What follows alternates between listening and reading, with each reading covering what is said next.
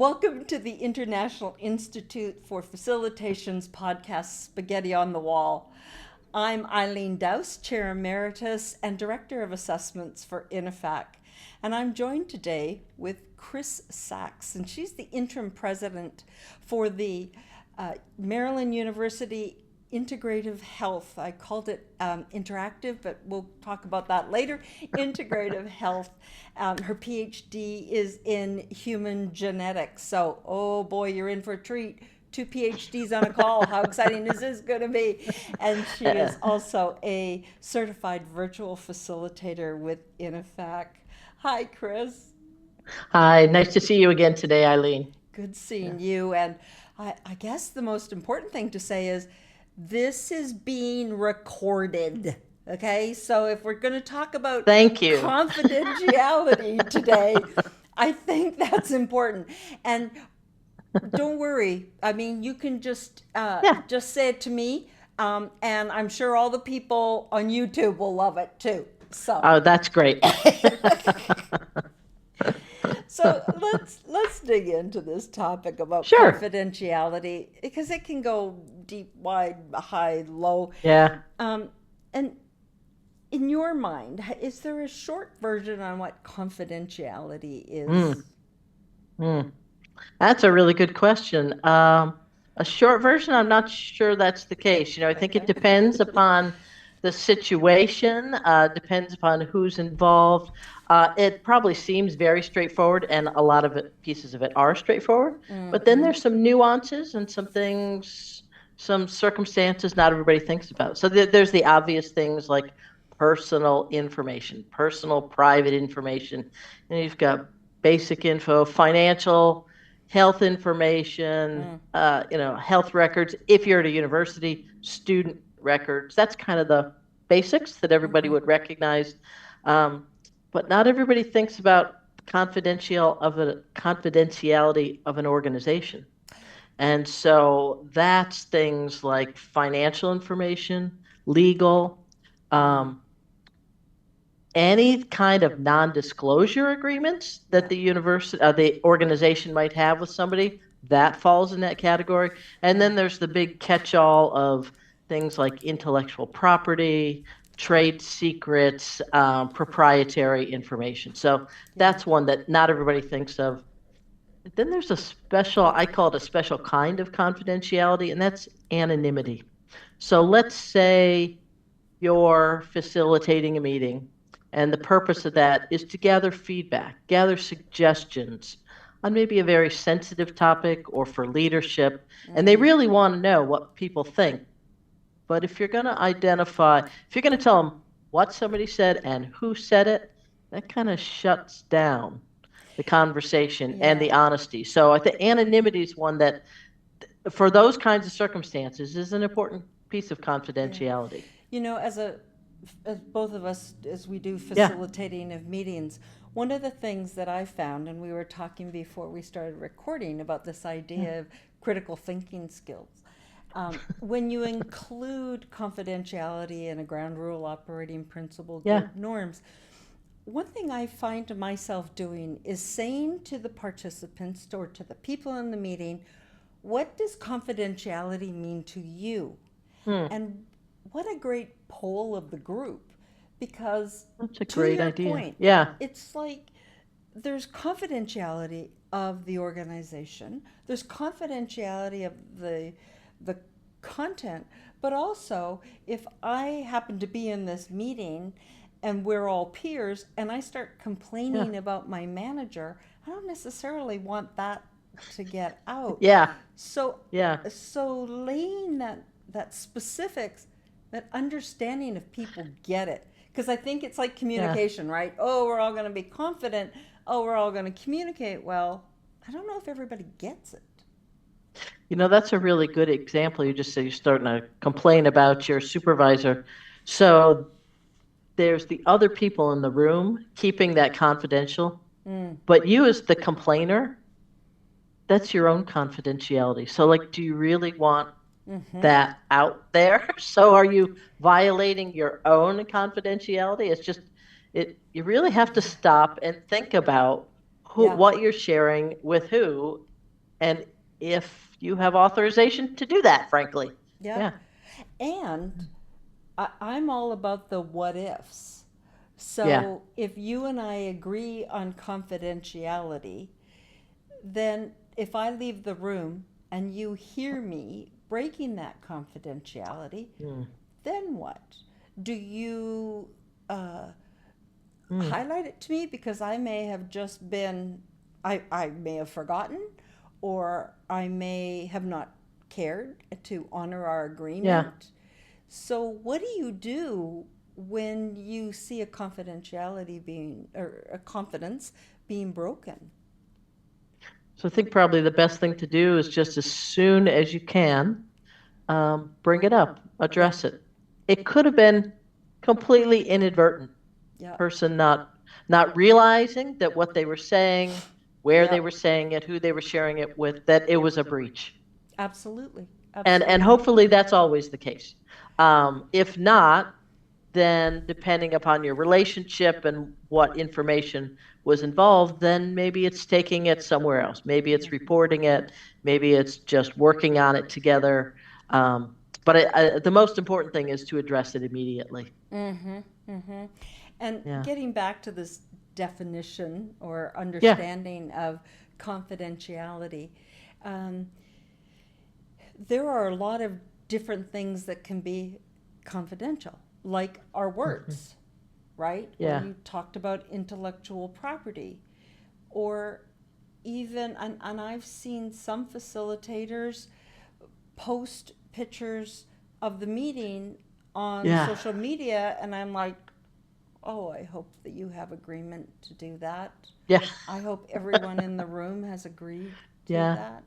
So there's Yeah. got to be some formats of Yeah. confidential information. What's your thought Yeah. on that? So the example you shared about pictures of the meeting Mm. or on social media, just even tagging where your meeting was held. You don't even have to post a picture. I was at such and such place today having this meeting about whatever.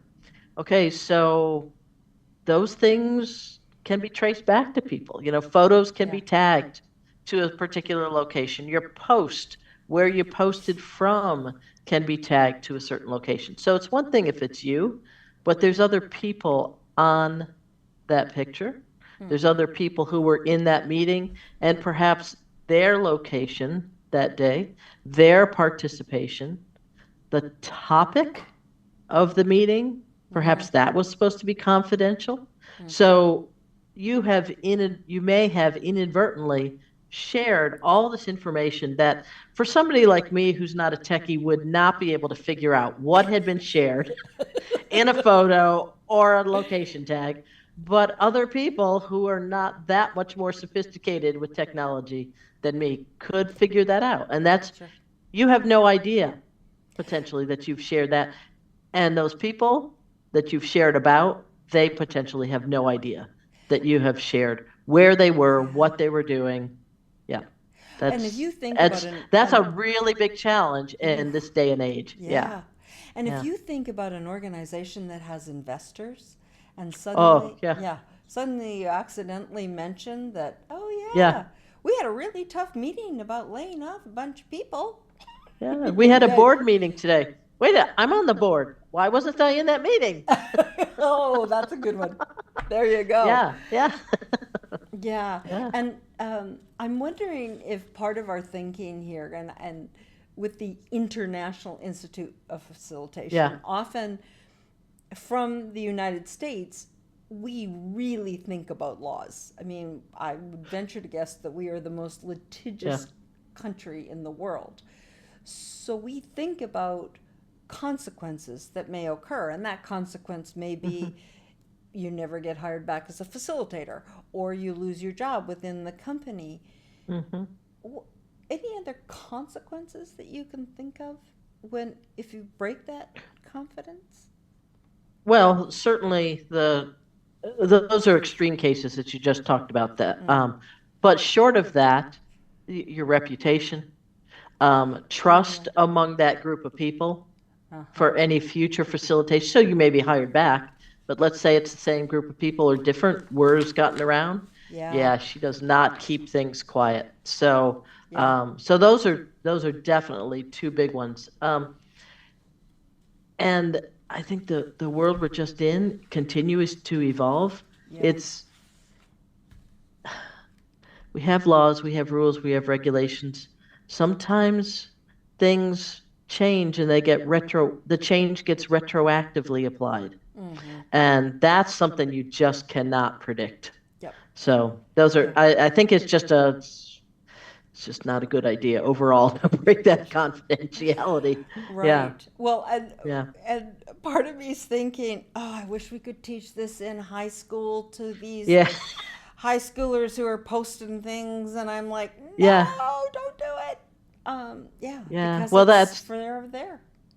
yeah, social media and confidentiality are like polar opposites. The confidentiality is designed to keep things private. That's its purpose. Yeah. And social media is the exact opposite. It's Yeah. to share anything and everything. So they are often in conflict with one another. And Yeah. facilitators just really need to be mindful of that. And Yeah. you talked about ground rules earlier. It's not just ground rules about confidentiality, it's ground rules about social media in that confidential situation. That's right. Yeah. You let me expand on that one. The Go ahead. rules and the legal. Let's Yeah. shift from the definition of confidentiality to really Yeah. understanding some other definitions about almost what is legal, what is ethical if it falls into that, and then the squishy one on what is moral. Like, Yeah. do I as a facilitator have a moral obligation? Typically, people in a certain industry, if you've been credentialed, there are ethics and standards of that industry or of that Yeah. mindset or body. Can you talk to me about those three differences? Yeah. So those are, I think it's a tricky situation. Tricky definitions if you're not real clear on them as a facilitator. And the meeting can get a little muddy if if you haven't made them clear to other people in the meeting.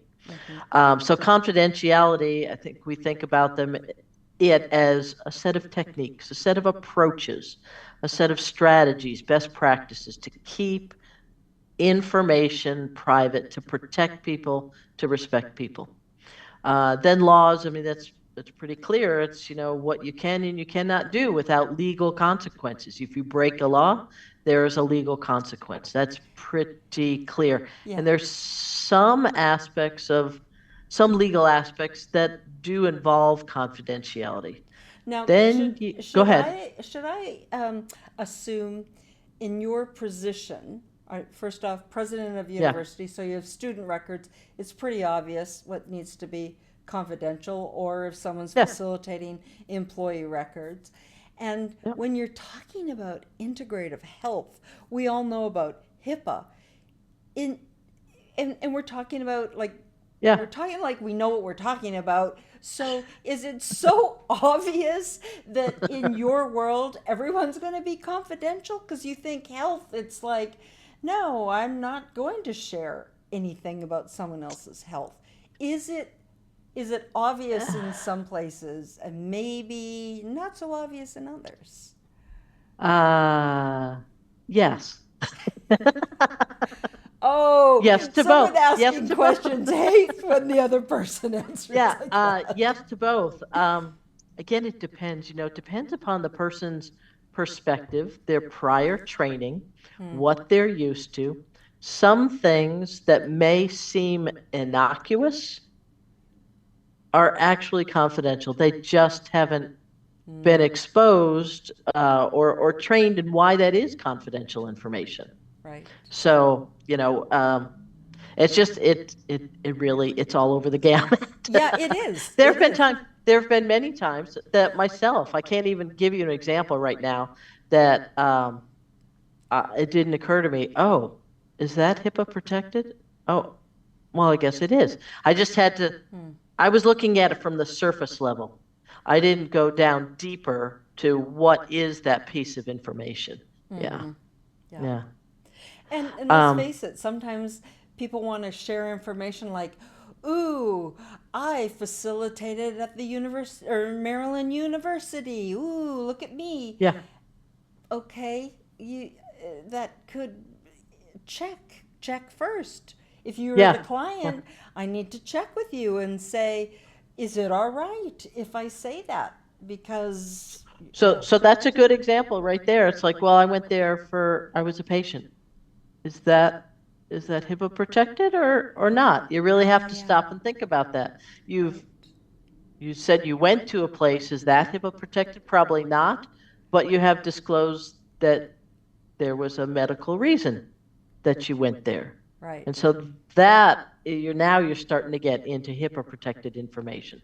Unless so it's just, about there's you, a, right? Like if I was to say, I went to. Yeah, if you shared it about yourself, yes, that you'd be fine. But if you were talking about somebody else, Right. then you're starting to cross that line. Right, Yeah. right.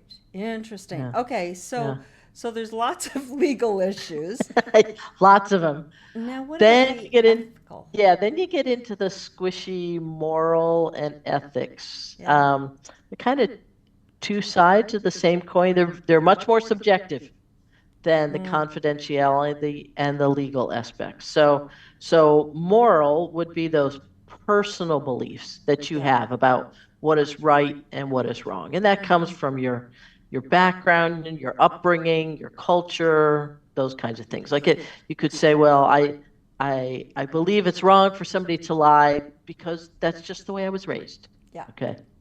And Then, if my morals are different than your morals, it kind of goes back to have some conversations. Yeah. Because does morals fall into confidentiality, right? I don't know, but in a meeting, Yeah. we can't. Can we govern morals? I don't think we can, which goes back to squishy. Yeah, that's and so on that, then maybe it's the ethics that you hang your hat on, because ethics I see as the flip side of that coin. It's the the group's view of what is right and wrong and how you behave in those situations. So a group might be an association, it might be a profession. Right. So, for example, journalists have an ethical code not to publish things that are inaccurate, knowingly inaccurate or made up, Right. So then you have professional ethics, and that's something that the group has agreed to. So in a meeting, that's perhaps where you hang your hat rather than on the individual moral differences. And so a profession like facilitators and in effect, those are among the competencies. Yeah. Ethical competency to maintain confidentiality. Right. Absolutely. Yeah. Thanks for that. And I think it's really important that we understand these, because we hear the words, but we don't necessarily dig in deeper, particularly in this world of social media. Right? Oh, yeah. I know. I think clearly it's a trigger for me, because it's like, what is out there? And I've had so many people say, well, can you list all the companies you've worked for? And I'm like, not really. I can't do that. I can't. Yeah. But I can tell you some great stories. Let's not do that while the camera's running, okay? Yeah, that's right. So when you think about suggestions, so let's leave people with some golden nuggets. Sure. Here. Suggestions to either maintain confidentiality, promote confidentiality. Yep. What are some of your suggestions, recommendations? Yeah, so I got a long list, but I'll try to make it quick and concise. So first of all, it's not just you're in the meeting. You got to think it through before the meeting even begins. So in that planning process, just be prepared that there might be a breach of confidentiality in that meeting. So if that happens, know who you're going to go to after the fact. Know who your HIPAA officer is, who the HR, the IT people are, the compliance, the Title IX officer. Just be aware of who those people are so that if it happens, you can quickly respond after the fact. And I think it's important to respond. Oh, absolutely. I was working on a Yeah. shop floor. I will leave the company nameless. And I learned that the workers were so angry with the work situation that they were intentionally dropping screws in the helicopter engine just because they were annoyed with management, which would kill the pilots. So I had to stop the meeting and say, we have confidentiality here. Yeah. And that one, nope. That's Sorry. yeah. I need you to know that it stops here. They weren't Yeah. thrilled with me. And I said, I'm not going to say who said it, but I am going to say that there's a bigger issue in this organization. Yeah. So that's a good example of you in that situation were morally and ethically obligated to break the confidentiality and share that information. Yeah. Yeah. Well, that was a bad example. I go big or go home, baby. Yeah. Go big or go home. Okay, other suggestions. We just have a few Yeah, I minutes think the left. other things in the planning stages is, try to keep that meeting as small as you can, only who needs to be there, because the more people are, the more chance there is of a violation. Getting a confidentiality agreement in place and getting that signed from everybody. This depends upon how sensitive the meeting is, but it's good to have that in place. For a virtual meeting, using a unique login and a password for each meeting. That's really critical. During the meeting, laying the ground rules, as we just talked about, and defining what is confidentiality. I think it's also important to not just define it, but state the importance of it and the benefit of it to the meeting proceedings. Beautiful. Yeah. Really, because it's, I agree. that confidentiality fosters trust, it fosters open dialogue, open discussion. That is the benefit of it to the meeting. So just reminding people of that. During the meeting, certainly minimize things like screen sharing. How many times have I shared my screen and I accidentally click on the wrong screen to share? If that was sensitive information, that would not be good. But, minimizing those kinds of things, not recording if you don't have to. When you get to a topic that is going to be confidential, just to take a beat and mark that and say, okay, now this next part is very sensitive, it's confidential. Just to get people's attention. It's those simple little strategies. Modeling respectful behavior, modeling confidentiality, modeling trust. And I think just, occasionally doing a check-in during the meeting. How are people feeling? Do you notice that people are kind of shutting down and not sharing?